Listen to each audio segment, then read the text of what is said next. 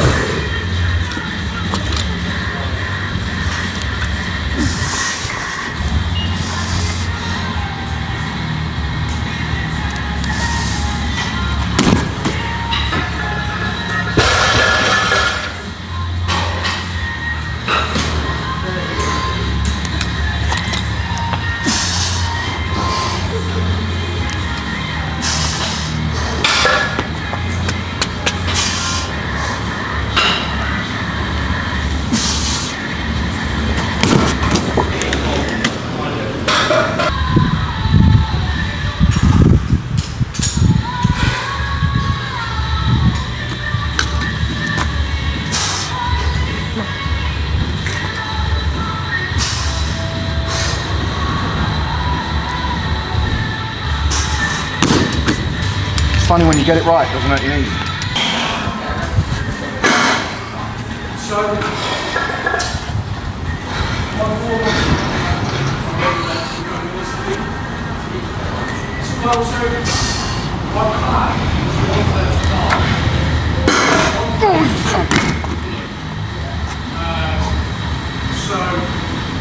I'm absolutely it.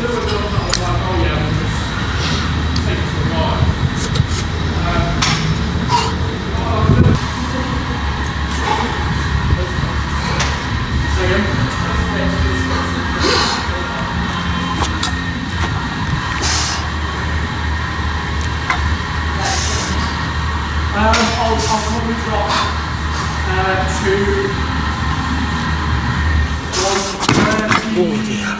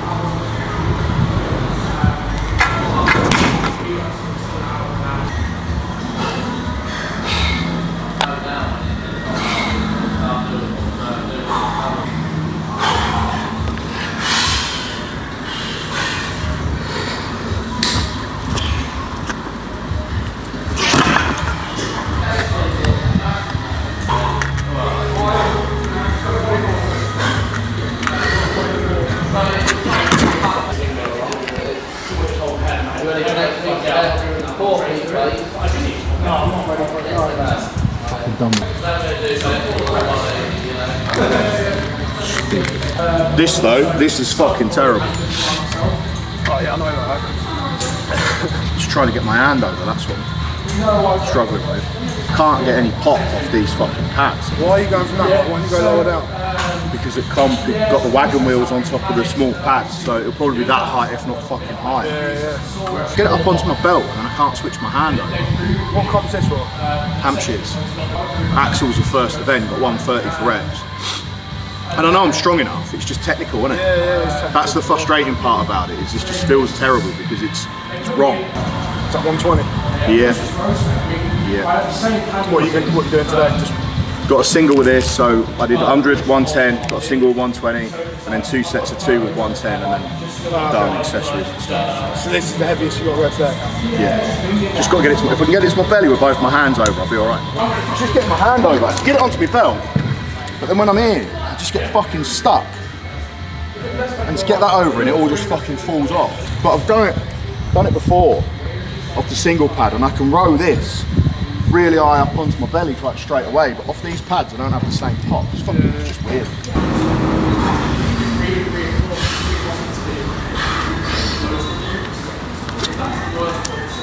That's better.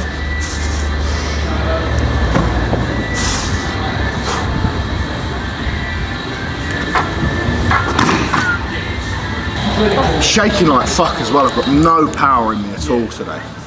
One thing I did know, I'm not going to try and do you, right, but when you was up here and you went to do that last little bit, you still had your head down to get it to here. Yeah, you're right, yeah. Put your head right back and you'll get that bit of extra extension. So from there, chuck your head back at the same time, do you know what I mean? You kept looking forward. Yeah. So I was asking from that point, you want to be in the air, your head like looking up, don't you? Not that I'm an actual specialist, so No, you're right though, you can't extend with your chin on your chest, yeah. Fucking lack of power, as soon as it goes on my legs, I'm like that, trembling. It's the same to Ben last week when I was doing my shield. I was like, I don't know whether I'm just a bit fatigued still from competing at Boston's or what. I was like, but I was walking with that shield and my fucking legs were shaking underneath it. It weren't that heavy, it was 120 for 40 metres, that's all I did. Just like D-Lo style stuff. When I was walking, I was like, fuck, man, I ain't got much legs under me. Just a bit weak. No, so I'm into practical, which is essentially equivalent to like the FT. And it's really blurry. I'm qualified to do a lot, but I can't do it. So it's equivalent to the FT. that's it. Now chuck it back, head up, come on. Go. That's it.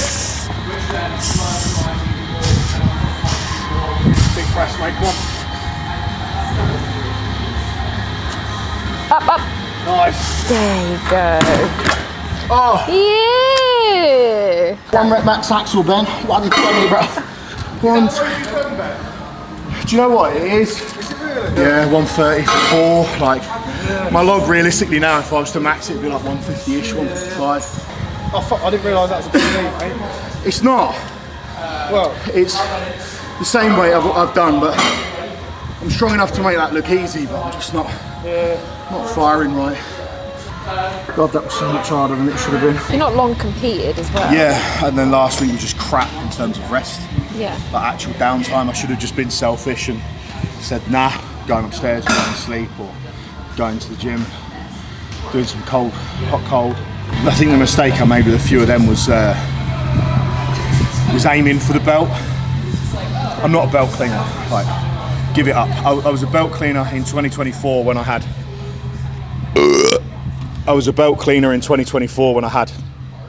abs and my belt stuck out really far, but now my belly sticks out more than my belt, and when I clean it onto my belt it just nips, which is what put me off on the first go. It was just pinching on the belt and I was like, it just fucking really hurts. And it's just, when you're already a bit frustrated, you become sensitive to those sorts of things.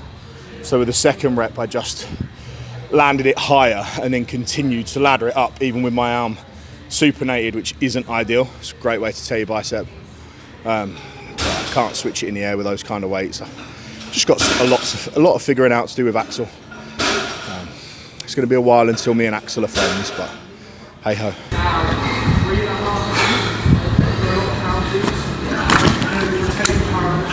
The positive is that Strongman has fucking loads of events, loads and loads of different events, and I'm all right at most of them. It's just that one that I have a lot working against me, and a lot of work to do to make it better, but we'll get there. We'll get there. Just painful. I wanted that to be better today. Be interesting to see what we do from here. Like, you try and control as much as you can control, but there was a lot of stuff coming into this session that's not of use. But hey ho. I'll try and crack on with my accessories. Hopefully my knee ain't too bad tomorrow, and I can get it in a good position for next week. It's just such an alien movement. It took me a fair few exposures before Haynes to get it where I was happy with it. And even then, like, it wasn't really good. It was just better. So I've just got to spend the time working through the cleans and building the confidence and seeing what we can do. The positive is that the weight isn't an issue. So when I get it right, it's going to feel really good. Bitch of an event for me. We'll get it fixed. We'll get it fixed. So these sessions, when they turn up, because they turn up for everyone, where we're just not on form and frustrated and all of that jazz, they're always your most valuable sessions, as much as they don't feel it in the moment, and the voices in your head will tell you that it's a wasted session, whatever it may be. The most important thing is to really sit with the feeling and sit with the sensation, and basically almost like make a stand against yourself, because naturally whenever you have sessions like this, especially if you're in a comp prep, the doubt will start to creep in.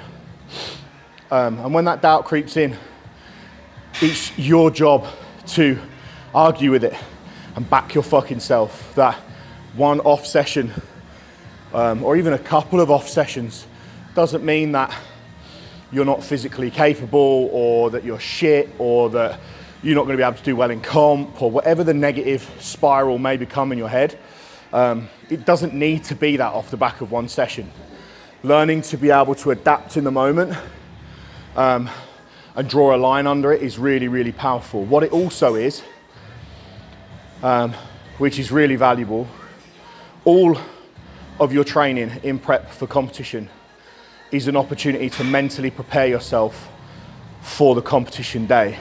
And this is no different, because you have events in competition that are absolute stinkers and it all just goes wrong, and it doesn't matter how much it's gone well in training and you've planned everything and you've set yourself a target, and then you just don't deliver on it, and it just happens. You trip, you stumble, you fall, you miss groove, like whatever it may be, and it just doesn't go your way. The worst thing you can do then is let all of that negativity just fucking sit in you and ruin the next event and the next event and the next event. And it's very, very difficult to do what I'm talking about. But the most powerful thing you can do as an athlete is practice it in training when you have these sessions. My job now is to draw a line under that and concentrate on what I'm moving on to next. And that's this dumbbell work. And then it'll be, you know, Thursday session. Today's Tuesday, I've got tomorrow rest. Capitalize on that rest. Make sure Thursday session is good. Make sure that's executed the best I possibly can, and mentally take the shift to think about Thursday as soon as this training session's done. Not spend all day tomorrow dwelling and watching the videos of me failing lifts over and over again from today and let that become my reality. No, draw a line under it, move on. Exactly the same as if you're in competition and you fuck an event up. All we do is it's done, we draw a line under it, and we hyper focus on the next event, and we use that energy the best we possibly can to make that event, the next event, as good as possible. And a lot of that is anchored by what you choose to do with that recovery time as well. You know, get yourself in a good place, practice some relaxation techniques if you need to, get some food in, hydrate, calm down, get your heart rate nice and low, and then just fucking go again. Get yourself up for it, get yourself where you need to be mentally, go again. There's no point dragging it out. It's never, ever, ever conducive for progress. Sitting there, dwelling and planning for the worst, and seen it too many times. Seen good people, good athletes fuck up good events off the back of that sort of shit. And there we go, sports fans. That'll be session done. Not the most of enjoyable sessions, but a useful one, and one we learn off of to be better again next week. A little bit of a chat with Ben just now, considering options. So the axle press at competition is trump weight, 115 or 130. Naturally, obviously, I'd like to do 130, but we need to consider options with us not having long. So we're leaning more towards doing 115 than 130, which, as I'm sure you can imagine, I don't like that. So that is going to be a little bit of a driving force to be better next week. Looking at a few singles with 120 for next week. So I need to mobilise my shoulders as much as possible, get my wrists, biceps nice and healthy, strong, get recovered well so my legs aren't as shaky, and just execute better next week. Do some harsh analytics of my form so I can see what I need to do better, look at previous axle presses where it's gone well, analyse those, fill the gaps, and just bring it all together for next week. That's the plan. So we draw a line under that session and we move. I'm not sure when you guys will join me next, as it is currently the summer holidays, which means we have our little boy with us, which means I don't always have access to the gorgeous camera woman. But it is what it is. We'll make it work. Until next time, peace, love and cake.